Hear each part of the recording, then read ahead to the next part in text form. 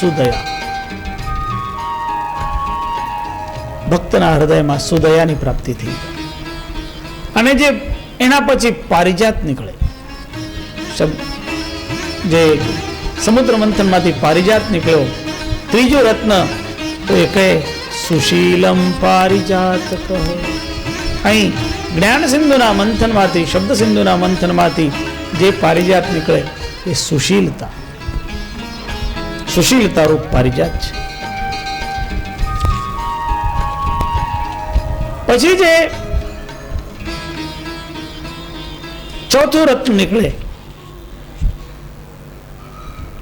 પાંચમું રત્ન નીકળે એનું નામ છે ધન્વંતરી. ધન્વંતરી એ સમુદ્ર મંથનમાંથી નીકળ્યા હતા. અને ધન્વંતરી રોગ પ્રતિકારક શક્તિ લઈને આવ્યા હતા. અહીં જે ધન્વંતરી રૂપ જે રોગનો પ્રતિકાર કરે એવી શક્તિ જે આ શબ્દ સિંધુમાંથી નીકળે છે એનું નામ છે પરોપકાર વૃત્તિ. ધન્વંતરી બીજાનું ભલું કરે, રોગનું દૂર કરે. તો અહીં પણ શબ્દ સિંધુમાંથી જે મંથન કરતા નીકળે એનું નામ છે પરાર્થતા, અર્થાત પરોપકાર વૃત્તિ, બીજાનું ભલું કરવાની ભાવના. આપણા જીવનમાં આ બીજાનું ભલું કરવાની ભાવના પણ પ્રગટ થવી જોઈએ. છઠ્ઠું સમુદ્ર મંથનમાંથી જે નીકળેલું એનું નામ હતું સુરા. સુરા એટલે શરાબ નીકળેલી. અહીં પણ સુરા નીકળે. અહીં જે સુરા નીકળે આ આત્માનંદ રૂપી સુરા. આત્માનંદ તથા સુરા, જે અંદરની અંદર જે આનંદની અનુભૂતિ થાય, જે આત્માનંદની સુખની અનુભૂતિ, એનું નામ છે સાચી રીતે પીવત રામ રસ લગી ખુમારી, ખુમારી ચડાવે. એ જ સુરતી કલારી ભય મતવારી મદવા પી ગઈ બિન તોલે. એ સુરા છે, એ આત્માનંદને પ્રાપ્ત કરાવે છે. પછી જે રત્ન નીકળે એ છે કામધેનુ. સમુદ્ર મંથનમાંથી નીકળે કામધેનુ. બધા દેવતાઓ લેતા જાય. સારું સારું લાગે ને એટલે દેવતાઓ બધા ઉપાડતા જાય. પછી કામધેનુ નામક રત્ન સમુદ્ર મંથનમાંથી મળ્યું. અહીં શબ્દ સિદ્ધોનું મંથન કરવામાં આવે તો જે કામધેનુ જેવું રત્ન નીકળે એનું નામ છે ક્ષમા. માનવીય ક્ષમાવાન બનવા. અને ક્ષમાવાન વ્યક્તિ જેવી રીતે કામધેનુ સફળ બનાવતી હોય એવી રીતે ક્ષમાવાન વ્યક્તિ સફળ થતો હોય. પરમાત્મા એને પરમ પ્રિય બનાવે છે જે ક્ષમાવાન થયો. એટલે જીવનમાં ક્ષમાને ધારણ કરવાની, એ કામધેનુ ઉપર અધિકાર મેળવવા જેવો છે.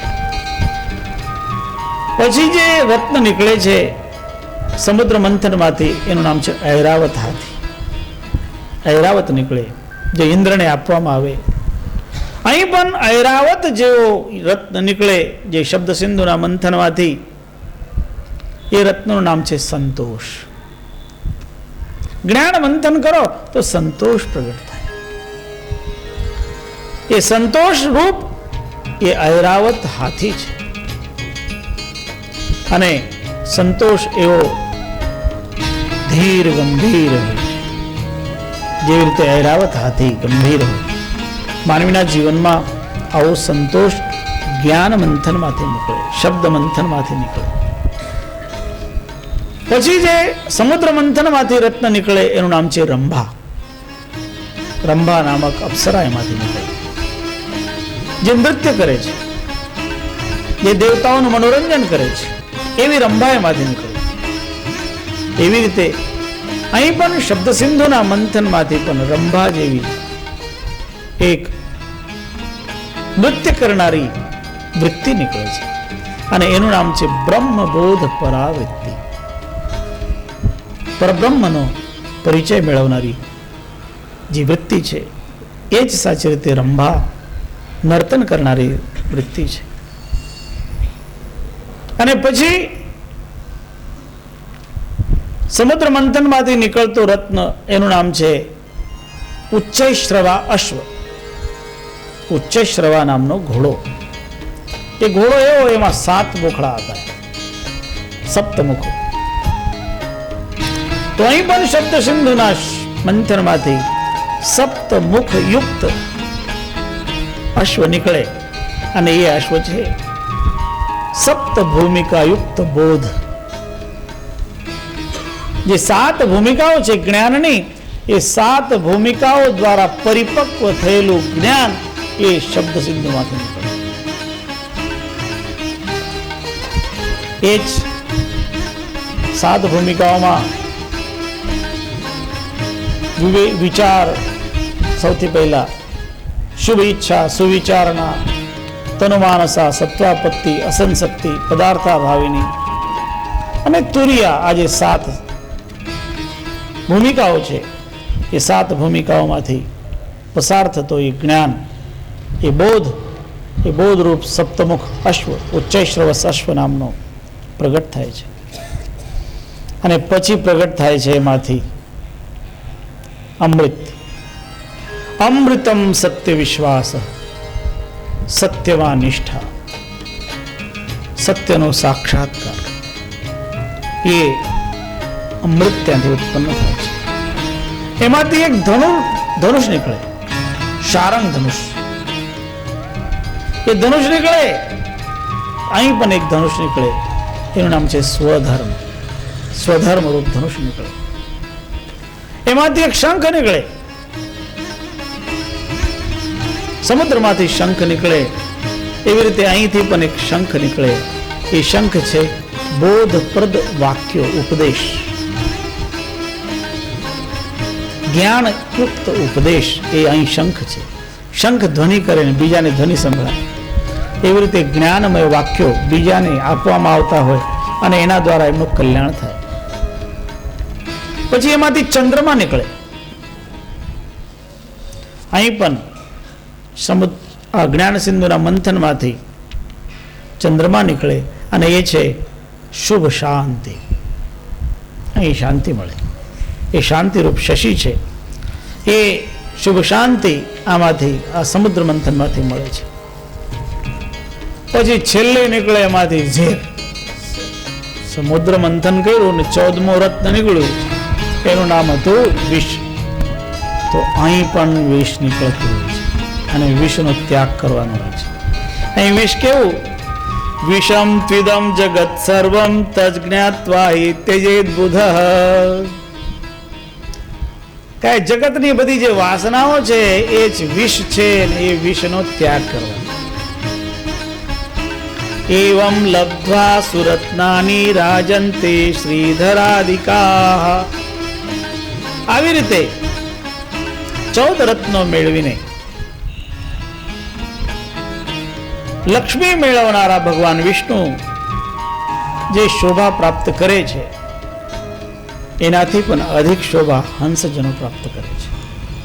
એટલે આ શબ્દ સિંધુનું મંથન ખૂબ વિવેકયુક્ત બનીને સદગુરુની કૃપાથી આપણને કરવું જોઈએ. એટલે સદગુરુએ આપણને ખાસ કરીને આ ઉપદેશ આપ્યો છે. તસ્માદ ધ્યાનમ પરમ શ્રેષ્ઠમ બ્રહ્મ તત્વ પ્રકાશકમ સદૈવ એ પ્રકુર્વંતી સુખીનસ્તે તુનેતરે. આ ધર્મગ્રંથ આપણને જ્ઞાન યોગ, ધ્યાન યોગ બધી સાધના સમજાવી રહ્યો છે. અને એટલે જ કહે છે સદગુરુ અહીં કે આમાં સર્વશ્રેષ્ઠ ધ્યાન યોગ છે. જે સત્યપુરુષ પરમાત્માનું આપણે ધ્યાન કરીએ એ પરમ શ્રેષ્ઠ છે. એ પરબ્રહ્મ રૂપ તત્વનો પ્રકાશ કરનારો છે. અને એટલે જ એ પરબ્રહ્મ રૂપ તત્વનો પ્રકાશ જેમને જેમને જીવનમાં મેળવ્યું એ બધા સુખી થયા છે. સુખીનસ્તે નેતરે. અન્ય લોકો સાચું સુખ નથી મેળવતા. એટલે આપણે ધ્યાન કરવાનું નિયમ લેવું જોઈએ. માનવીએ કે રોજ સવારે થોડું ધ્યાન કરવું. તમે તમારા ઘરે હોય કે ગમે ત્યાં હોય, સવારે જ્યારે ઉઠો, તમારા બિસ્તરમાંથી ઊભા થાઓ, હાથ મોઢું બધું સ્વચ્છ કરો અને સ્નાન કરીને અથવા સ્નાન નહીં કર્યું હોય તો પણ ધ્યાન જરૂર કરો. જ્યારે સવારે ઉઠવાનું કહ્યું અને સદગુરુ કબીર સાહેબે તો પ્રત્યેક ક્રિયા માટે એક એક સુમિરન આપ્યું. સુમિરન કરો. સુમિરન અને ધ્યાન એ આપણા આત્માના કલ્યાણ માટેના સાધનો છે. પ્રત્યેક કર્મ જ્યારે તમે સુમિરન સાથે કરો, નામસ્મરણ સાથે હોય, તો તમારું એ કર્મ જ પૂજા બની જાય છે. એના માટે કોઈ વિશિષ્ટ પૂજા કરવી એટલી જરૂરી નથી રહેતી. તમે જે કર્મ કરશો, પ્રત્યેક કર્મ તમારું પૂજા થઈ જાય. અને સદગુરુની તો એ જ ભાવના છે. બધાને સદગુરુ કહે છે કે જો કુછ કરું સો પૂજા. તમે જે કંઈ કરો ને પૂજા બનવું જોઈએ. અને ક્યારે પૂજા બને? તમારું પ્રત્યેક કર્મ પરમાત્માના નામ સાથે, સદગુરુના નામ સાથે જોડાઈ જાય. અહીં સુધી કે તમે જમતા હોય ને તો જમવાનું પણ પૂજા બની જાય. જમવાનું કર્મ કોઈ સાધારણ કર્મ નથી. જમવાનું તો મોટામાં મોટું યજ્ઞ કર્મ છે. મોટું યજ્ઞ છે. પણ એ યજ્ઞ ક્યારે બને? તમે તમારા મોઢામાં એક એક કોળીઓ મૂકતા હોય ને પરમાત્માને યાદ કરતા હોય, ત્યારે તમારા અંદર છે જઠરાગ્નિ. એ જઠરાગ્નિમાં તમે નાખો છો આહુતિ, અને તમારી નાખવામાં આવેલી આહુતિ ને પરમાત્માનું લીધેલું નામ, એ મંત્ર સાથેની આહુતિ, એ બનાવે એને યજ્ઞ કર્મ. એટલે પ્રત્યેક કર્મ પૂજા કર્મ બની શકે જ્યારે આપણે પરમાત્માનું ધ્યાન કરીએ, સદગુરુએ આપેલું નામ એની સાથે જોડી દઈએ. તમે સત્યનામ સત્યનામ કરતા કરતા જ્યારે મોઢામાં અન્ન મૂકતા જાઓ ને તો એ યજ્ઞ કર્મ થઈ જાય છે. એટલે સહજમાં સહજ નામસ્મરણ એ આપણા જીવન માટે કલ્યાણકારી તત્વ છે. એટલે જ્યારે જ્યારે મોકો મળે ને ત્યારે નામસ્મરણ કરતા રહેવા. કારણ એના જેવું સરળ બીજું કોઈ સાધન નથી. સાધનો તો અનેક છે, પણ નામસ્મરણ એક એવું સાધન છે એ કાયમ હાથવગું હોય. તમને યાદ રહેવું જોઈએ બસ. અને તમે યાદ રાખો તો તમારું કલ્યાણ છે. છેલ્લી ઘડીએ પણ યાદ રહે તો તમારું કલ્યાણ છે. જે જિંદગીભર નામ નહીં બોલ્યા હોય ને, પણ છેલ્લી ઘડીમાં બોલી લે ને, એનું કલ્યાણ થઈ જાય. પણ બને છે એવું કે છેલ્લી ઘડીએ બીજું જ યાદ આવે, એ દુનિયા યાદ આવે, અને એટલે નામ ભૂલાઈ જાય. પણ આપણે છેલ્લી ઘડીએ પણ નામ આપણા મુખથી નીકળે એના માટે નિરંતર નામ લેતા રહેવાનું છે. તુલસીદાસજી એક જગ્યા લખ્યું છે, જન્મ જન્મ મુનિ જતન કરાહી, અંતરામ કહી આવત નાહી. જન્મ જન્મ બહુ મહેનત કરીને કોશિશ કરે, છેલ્લી ઘડીએ નામ ભૂલાઈ જાય. પણ આવું ન થાય. એટલે કાયમ બોલતા રહો, કાયમ બોલતા રહો. તો જે કાયમ સદગુરુનું પરમાત્માનું નામ લે અને એમાં પણ સત્યનામનું કીર્તન કરે તો એ પરમ કલ્યાણકારી છે. એટલે આપણે એ નિરંતર સત્યનામનું કીર્તન કરવાનું. જીવન મુક્ત સુખમ તેષામ ત્વસ્તિ વેદ ફલમ તથા ભુવિ પરોપકારાર્થમ નાન્યથા વિચરંતિ તે. અને એવા જે હંસજનો છે એ જગતમાં વિચરણ કરતા હોય પણ પરોપકારાર્થે વિચરણ કરતા હોય. પરોપકારાર્થે એટલે સ્વયંને સુખ પહોંચાડવા માટે નહીં, જગતનું ભલું કરવા માટે. કારણ એમને પછી બીજું કોઈ જગતમાં રસ નથી હોતો. માત્ર જે રસ હોય ને એ કેવી રીતે જગતનું ભલું થાય એમાં રસ હોય. ઘણી વખત અમે